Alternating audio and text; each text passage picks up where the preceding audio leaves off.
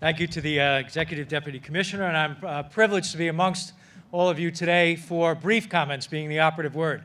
I know I'm joined by a number of my colleagues on both sides of the aisle in the New York State Senate, gratified by their presence. Want to certainly welcome the always ever-present and always gracious Lieutenant Governor, Attorney General Schneiderman, Controller DiNapoli, my friend and colleague in the Assembly, Speaker Carl Hastie, and everyone else who is here in an elected capacity.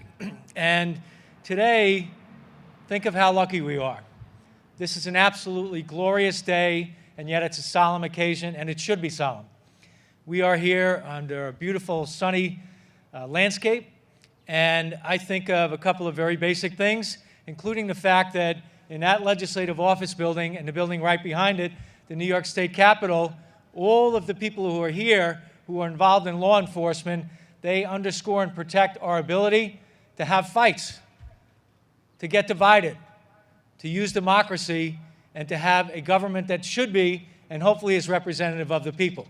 So in that regard, we are blessed, whether it's in their line of duty or the things they do to protect us and to allow for democracy and freedom in government. So when I'm looking at today, there are a variety of quick things, and there are 26 names that are being added to this wall. And it's my understanding that these names are added without rank, and they're put on the wall at random. And as was described, there's 1,413 names up there, 789 alone of which are from the New York City Police Department. The balance of the names up here are scattered between and amongst another 141 agencies, and we're blessed. And looking at some of the names, these names go back as far as 1926. There's a game protector on here who was killed by a bolt of lightning in a line of duty. So we have a rich history here that we're looking at, and you know, we had 4 people who died in the last year specifically, and there are 19 names in here with World Trade Center related deaths. That's an ever-present reminder of what happened and the frailty and the blessings of life. So let me very sincerely offer the condolences of all of our colleagues to the families who were here, the loved ones of the victims, whether it happened instantaneously or over time or it's historical. We are gratified that you have shared your loved ones with us to protect us, to make sure that we're safe no matter what the venue may be, whether you're a New York State trooper or you're in the town of Crawford Police Department. We are very fortunate to have the support of you who are here visiting today, and perhaps we'll have a chance to meet after this ceremony. And in looking at the names on here, there's a National Law Memorial in Washington, D.C., and there's an inscription at the bottom by a widow, Vivian Aney Cross. It says, "It is not what these officers did that made them heroes, it is how they lived." It's simple and it's profound. And in looking back over the names, I don't want to trip up on the pronunciation, but Trooper Friedenberg, who passed in the course of his duties on a routine day,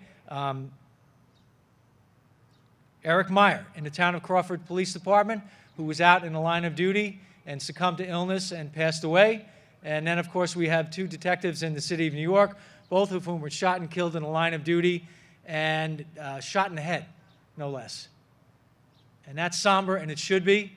And that's why we have to pay attention. That's why we have to memorialize. That's why we have to remember.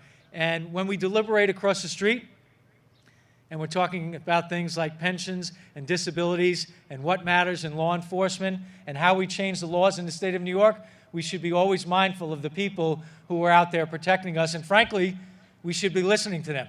There are very able-bodied representatives for all the organizations today, in addition to people of faith. So on behalf of the New York State Senate and my colleagues, I want to express my profound appreciation to all the families that are here, to all the people who work in law enforcement, and I still believe that we are in the greatest state in the greatest country in the world. God bless the state of New York, and God bless America. Thank you.